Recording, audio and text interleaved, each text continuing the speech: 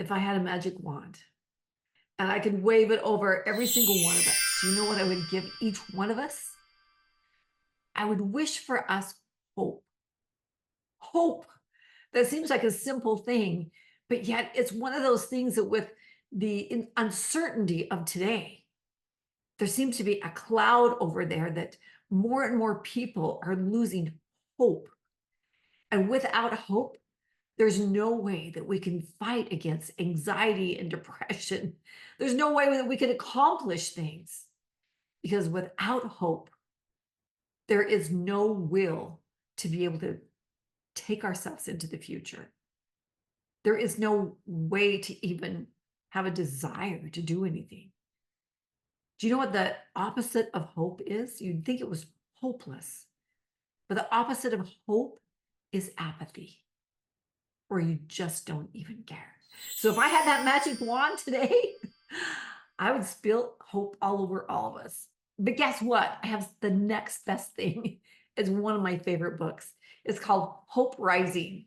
And today we're going to refer to some of those things here, but we're also going to refer to those things that I know and love in our teachings because they parallel so well in how this book by Casey Gwynn and Chen Hellman have taught and combined elements to be able to recognize that hope is a science and hope can be taught.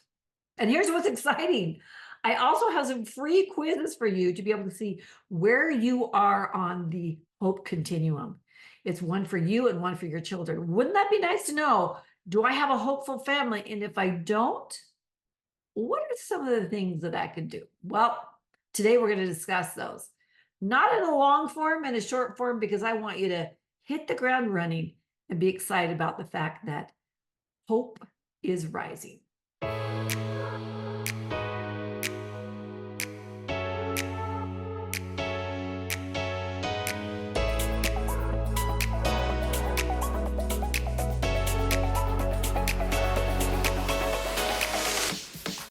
There's a story of a gal named Brenda, and she was a single mom with elementary age kids and teenagers.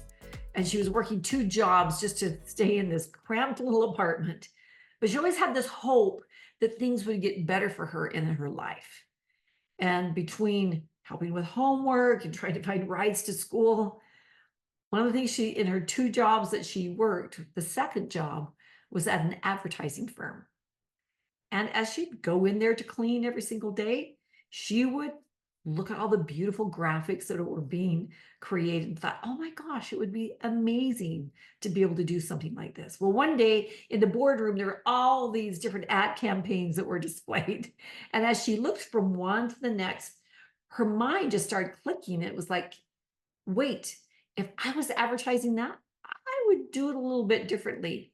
And one was for a homeschooling curriculum. She said, that is all wrong.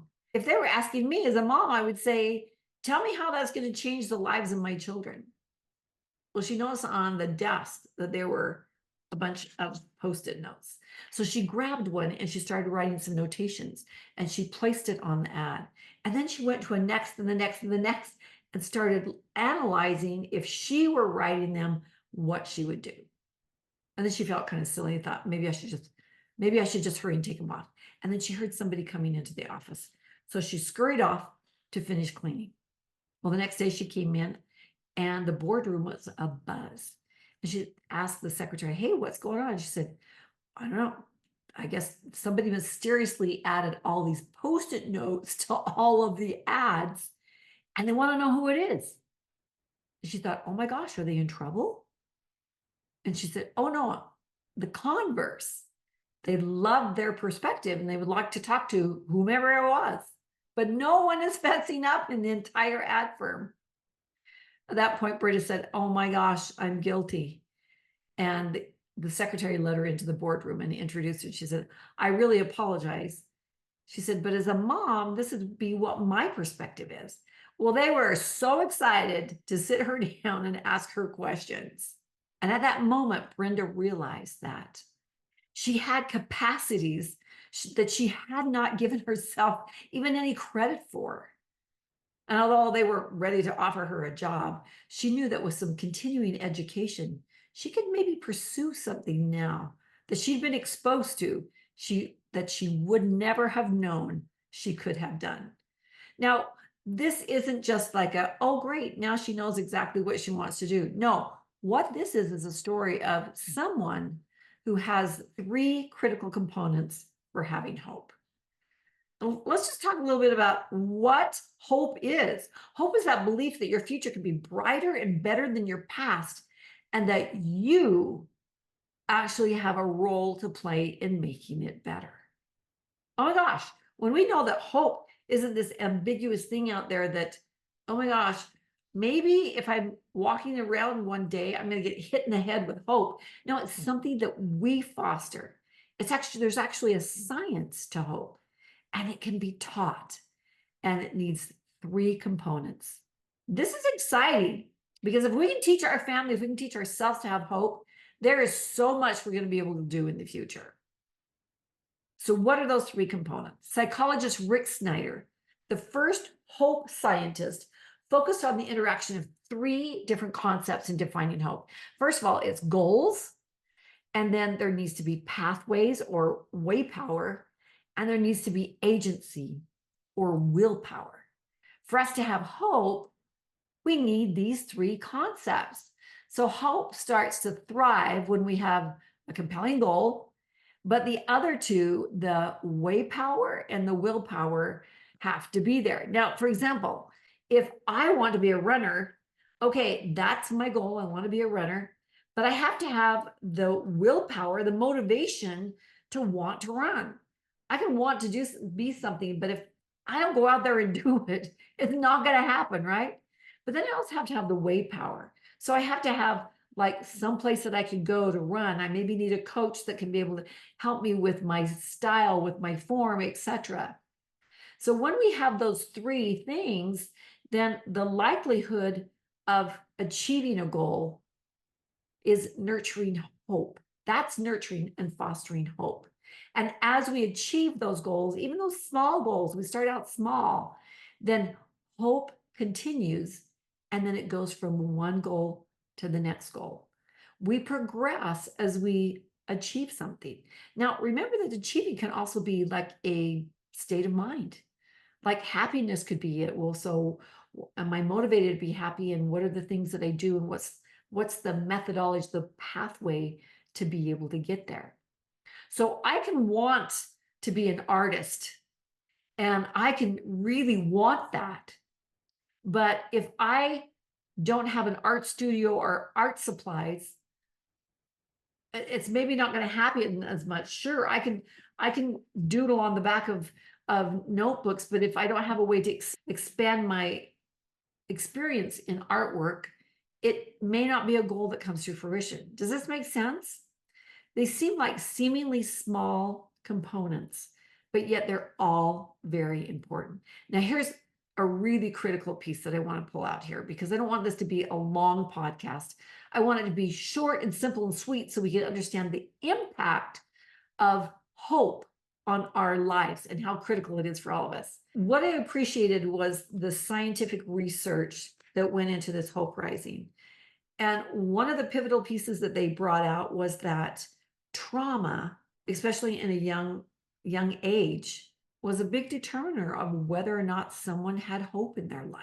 And through developing these hope camps and bringing in at-risk adolescents and children who had had traumatic things happen in their lives, they were able to use this formula of these three things to be able to start reestablishing hope for them. So this is what I found was so intriguing, was that yes, with PTSD, with traumatic things, there needs to be mental health care and awareness.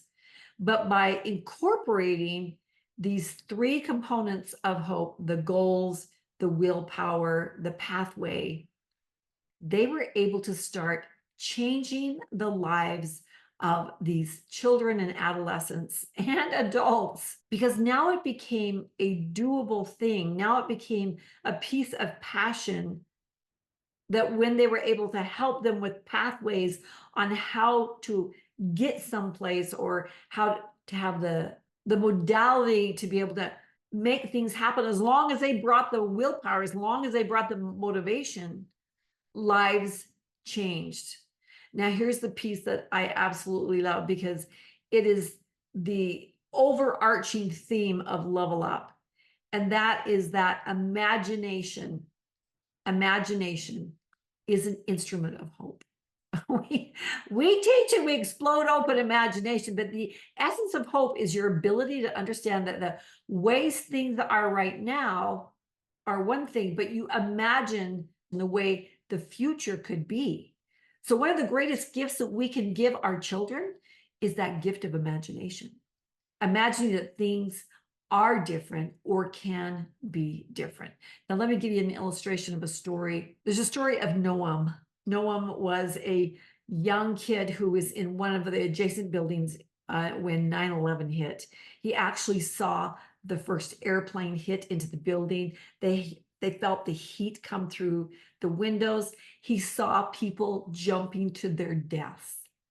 This was a young kid who saw traumatic things, terrible things that he had no control of, but they had a very supportive family. And one of the things that Noam had was an incredible sense of imagination.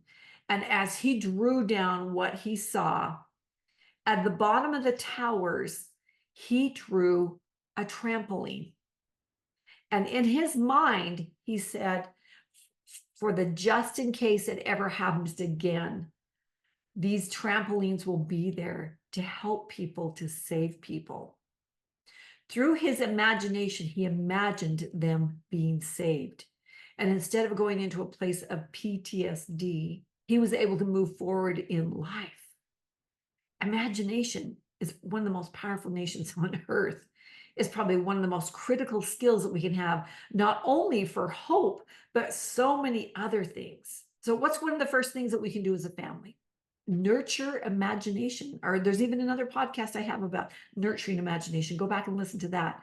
But one of the critical things is start teaching imagination when they're young. Little kids embrace imagination, right? They put their underwear on their head and jump up and down on the bed. But a beautiful time to be able to teach imagination is when you're reading books. And then you start telling stories, and they could be fantasy stories that you make up, and then they start making up pieces of that too. And after a while, they are the ones telling the stories. We have to awaken in the mind possibilities beyond just the norm.